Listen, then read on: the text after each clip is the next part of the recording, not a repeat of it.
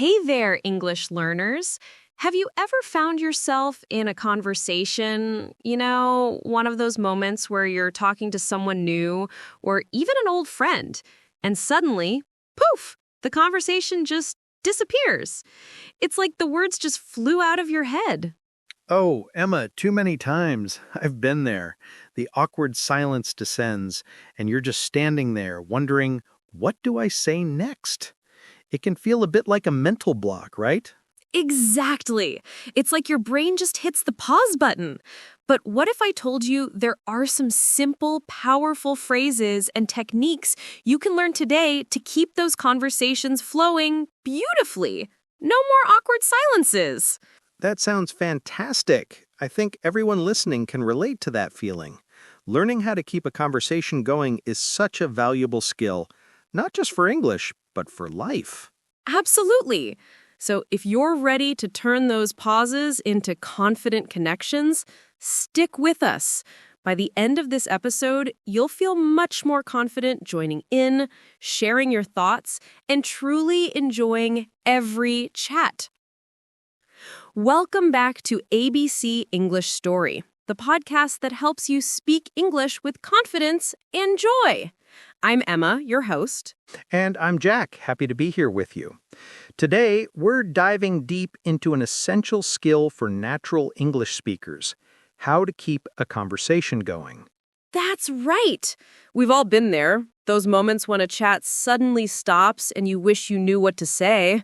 Today, our mission is to arm you with some fantastic, natural-sounding phrases that will help you bridge those gaps, show interest, and make new friends. By the end of this episode, you'll be able to use phrases like, "Tell me more about that. That reminds me of," and "That's interesting. Why do you say that?" effortlessly in your everyday English conversations. You'll learn to ask engaging follow-up questions, share your own experiences naturally, and react in a way that shows you're truly listening. Get ready to feel more comfortable and confident in any English conversation. To kick things off, let me share a little story. I remember when I first moved to a new city for university. I was really shy back then, and meeting new people felt like a huge challenge. I wanted to make friends, but often conversations would just die after a few sentences. It was so frustrating. Oh, I can totally imagine that, Emma.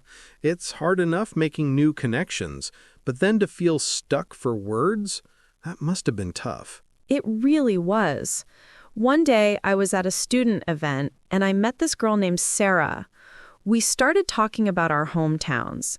I told her I was from a small village, and she just said, "Oh, that sounds lovely. What was it like growing up there?"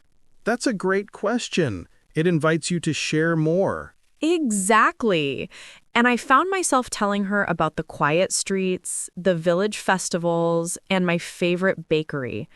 And then she said, "That reminds me of my grandparents' village. They had the best apple pies." And just like that, we were chatting away, laughing about village life and delicious pies. It felt so easy, so natural. So instead of a simple, "Oh, okay," she showed real interest and connected it to her own experience. That's clever. It was. And it taught me a huge lesson. It's not about being the most talkative person. It's about showing genuine interest and finding those little bridges to keep the conversation flowing. It's about making the other person feel heard and then sharing a bit of yourself too.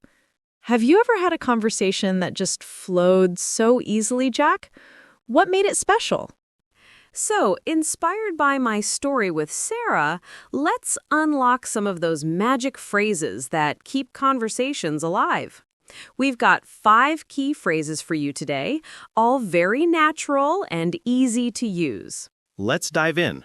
Our first phrase is, "Tell me more about that." This is a fantastic way to show you're interested and encourage the other person to share. It's an open-ended question. For example, if someone says, "I just got back from a trip," you can say, "Oh, really? Tell me more about that. Where did you go?"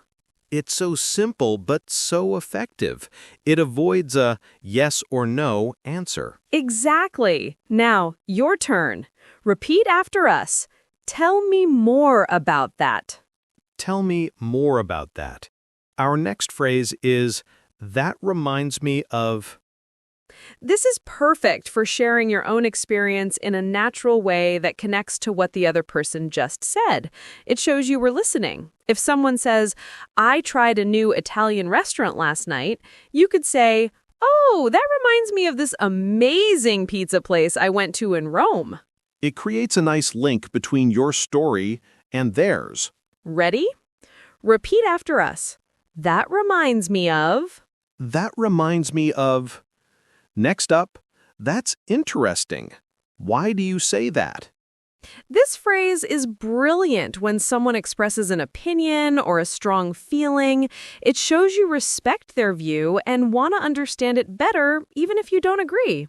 For example, if someone says, I think remote work is much better than office work, you could respond, that's interesting. Why do you say that? It invites them to explain their perspective without making them feel judged. Let's practice. Repeat after us. That's interesting. Why do you say that? That's interesting. Why do you say that? Our fourth phrase is a bit of a classic, but so useful. What do you think about? This is great for inviting another person's opinion, especially if you're discussing a general topic. For instance, if you're talking about a new movie, you can ask, what do you think about the ending? Or if you're discussing local news, what do you think about the new park opening next month? It's a fantastic way to involve everyone in the chat. Time to repeat. Repeat after us. What do you think about? What do you think about? And finally, a simple but powerful one. Really?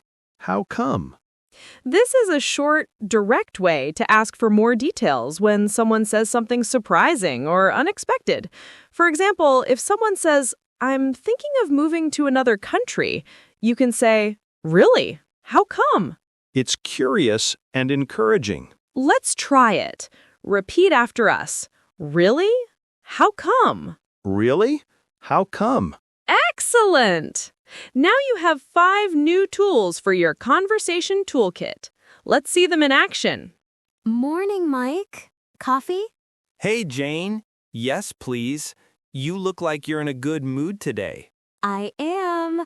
I finally finished that big report yesterday. It was a lot of work. Oh, really? How come? I thought it was due next week. Well, I wanted to get ahead, and it ended up being much more detailed than I expected. Ah, I see. Tell me more about that. What was the hardest part? Honestly, it was the data analysis. So many numbers. But I learned a lot. That's interesting. Why do you say that? Because I found some surprising trends that will really help our next project. Nice. That reminds me of a project I worked on last year. We found something unexpected too. It changed everything. Oh, really? What do you think about unexpected findings? Are they exciting or scary? Definitely exciting. They push us to think differently. So what's next for you now the report's done?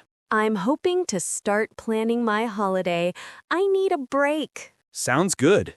Wow! Did you hear how many of our phrases Jane and Mike used? They were pros. They really were. It felt so natural, like a real conversation. Let's break it down and do some shadowing. Shadowing means you repeat what you hear, trying to match the rhythm and speed. Jane: I finally finished that big report yesterday. It was a lot of work. I finally finished that big report yesterday. It was a lot of work. Mike: Oh, really? How come? Oh, really? How come? Jane: Well, I wanted to get ahead, and it ended up being much more detailed than I expected. Well, I wanted to get ahead, and it ended up being much more detailed than I expected. Mike. Ah, I see. Tell me more about that. What was the hardest part? Ah, I see. Tell me more about that. What was the hardest part? Jane. Honestly, it was the data analysis. So many numbers, but I learned a lot. Honestly, it was the data analysis. So many numbers, but I learned a lot. Mike. That's interesting. Why do you say that? That's interesting. Why do you say that? Jane. Because I found some surprising trends that will really help our next project. Because I found some surprising trends that will really help our next project. Mike. Nice. That reminds me of a project I worked on last year. We found something unexpected too. It changed everything. Nice. That reminds me of a project I worked on last year. We found something unexpected too. It changed everything. Jane. Oh, really? What do you think about unexpected findings? Are they exciting or scary? Oh, really? What do you think about unexpected findings? Are they exciting or scary? Fantastic job, everyone. That was great practice. Now, just a quick analysis. Notice how Mike didn't just say, okay, or good. He used, oh, really? How come? To dig deeper, then, tell me more about that, to invite Jane to elaborate. And when Jane shared her opinion about learning a lot, Mike followed up with, that's interesting. Why do you say that? That shows real engagement. Exactly. And that reminds me of, was perfect for Mike to share his own story, making Jane feel understood and keeping the conversation flowing smoothly between their experiences. This is how real conversations happen. So, what did you think, listeners? We covered some super useful phrases today to help you keep conversations going strong. It's not about memorizing a script. It's about having tools ready to use. Absolutely. Remember my awkward silence moments? Now, instead of panicking, I can think, okay, I can ask, tell me more about that, or share, that reminds me of. Exactly. And don't worry about being perfect. The goal is to connect with people, to show you're listening, and to share a little bit of yourself. English conversation is a dance, not a competition. Practice is key.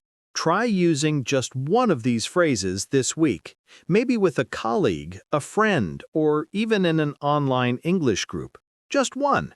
Every small step makes a huge difference. Imagine how much more confident you'll feel when you can smoothly keep a conversation flowing. You'll make new friends, learn new things, and truly enjoy your English journey. You've got this. That's all for this episode of ABC English Story. We hope you feel more inspired and empowered to keep those conversations going. If you enjoyed this episode, please hit that subscribe button, leave us a review, and share it with a friend who's also learning English. Your support helps us reach more learners like you. And we'd love to hear from you.